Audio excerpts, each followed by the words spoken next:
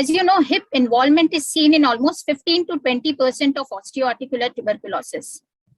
And in India, we have almost 25% of all childhood TB cases worldwide, and almost second highest incidence of multi-drug resistant tuberculosis. So it is really a great burden for India.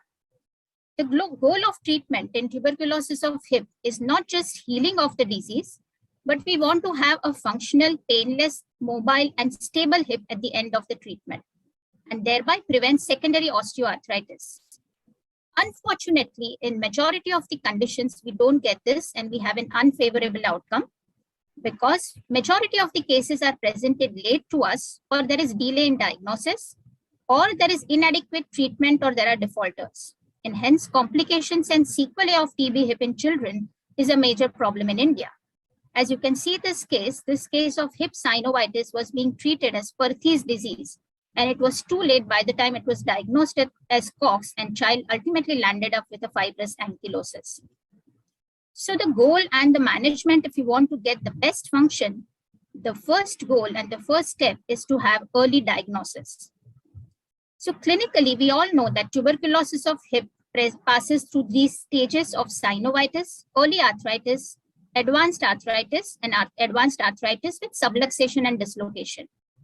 Each stage has typical clinical findings of the hip. But as we all know, these findings are very common with other common conditions of pediatric hip like transient synovitis, Perthes disease, juvenile rheumatoid arthritis, and so on. So to get a clinical perfect diagnosis of Cox is not that easy. Also, the radiological features are also not specific. We see rarefaction, osteopenia, some cystic changes. And in fact, Shanmukh Sundaram has classified these various radiological types of tuberculosis of hip, where it can behave just as benign as a normal looking hip to something like traveling acetabulum, dislocating hip, Perthes type of Cox, pseudoacetabulum, protrusio-acetabulum, atrophic type, and there are more to it, and some new unclassified varieties are also seen. Moon from Korea has modified this classification just to find out and explain more about the stability of the hip and the cephalocotyloid relationship in these different varieties. But they don't help much in your diagnosis and treatment, except that they give us some prognostic value where the normal type and the triradiate type have good prognosis, whereas the atrophic type or the ankylosing type has poor prognosis. So radiology and clinical features are not enough to diagnose a case of Cox hip. And we need MRI for these cases for diagnosis, which is quite sensitive, but again, not very specific. The serological tests like ESR and all are quite non-specific.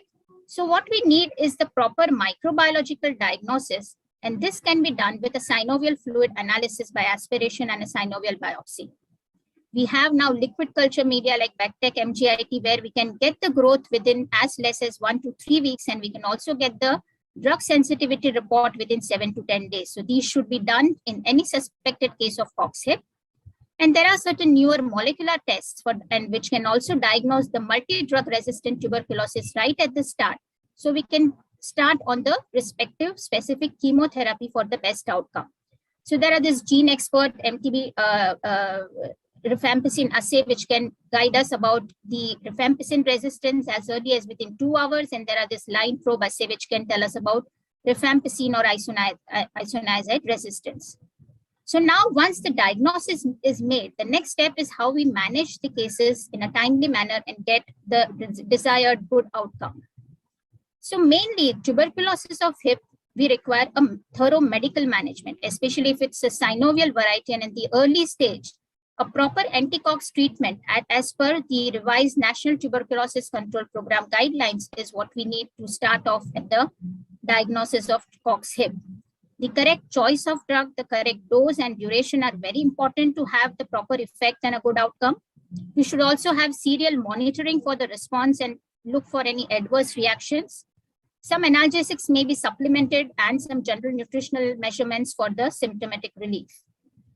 There is controversy regarding immobilization, whether to be done or not. Before that, let me just tell you about the dose and the line of AKT which we use. So first line of AKT, these drugs are used as per our RNTCP guidelines. The intensive phase lasts for about 2 months, whereas the continuation phase goes on up to 10 to 16 months. If it is a MDR TB, if we have diagnosed, then we have to use the second line of treatment, where the intensive phase is about 6 to 9 months and the continuation phase goes on for about 1.5 years. And if it's an XDR TB, then the initial phase is as prolonged as 12 months and then continue with 18 months of proper AKT. So as I was talking to you about the immobilization, there is a controversy whether we should immobilize the hip joint or allow it to be mobile. So use of traction is recommended for the initial 4 to 6 weeks because that helps in relieving the muscle spasm. It maintains the joint space, which is very, very important because it's been seen that poor outcome is seen if the joint space is reduced to less than 3 millimeter. And the traction method can prevent and correct deformities and subluxation. But unlike it was implemented earlier for prolonged immobilization, now we have to, the concept is that you should have mobility with stability. So as soon as the patient is pain-free, you must start with active and active-assisted exercise and start with early weight bearing whenever the patient can tolerate pain. And this mobility will help in fact, regenerating the cartilage and get the good functional outcome. So what is the role of surgery in case of tuberculosis of hip? So synovectomy and debridement is required in case there is failure to respond to anti-cox treatment for the initial 4 to 6 weeks when you start and you don't find the required response. And there are some specific surgeries which are done in advanced cases with dislocation or deformity. The principles what you should follow for synovectomy and debridement is that you don't have to go and do a total synovectomy. You just require to decompress the joint. You must preserve even partially loosened cartilage as there is great potential for regeneration and remodeling, unlike in a septic arthritis. And you should see to it that you avoid any extra injury to blood vessels and don't add avascularity to this already compromised hip joint. So disadvantage of this conventional arthrotomy is that there is risk of increasing morbidity and worsening conditions due to intra-articular adhesions. And if you cause vascular damage, then it's a major brunt. So nowadays at some centers, there is arthroscopic debridement done, which is less invasive and safe. It's a daycare surgery with early return to activity. And this is an emerging modality which provides rapid and significant relief to patients. And it can also help to confirm the diagnosis by providing tissue sample for histopathology and culture.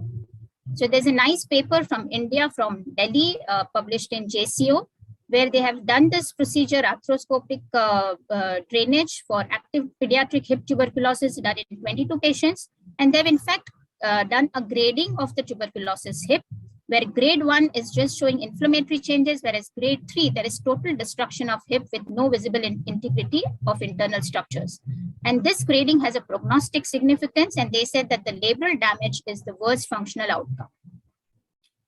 There are in fact very few articles, if you go through literature, on tuberculosis of hip, and some of the prominent ones by Moon from Korea and from India.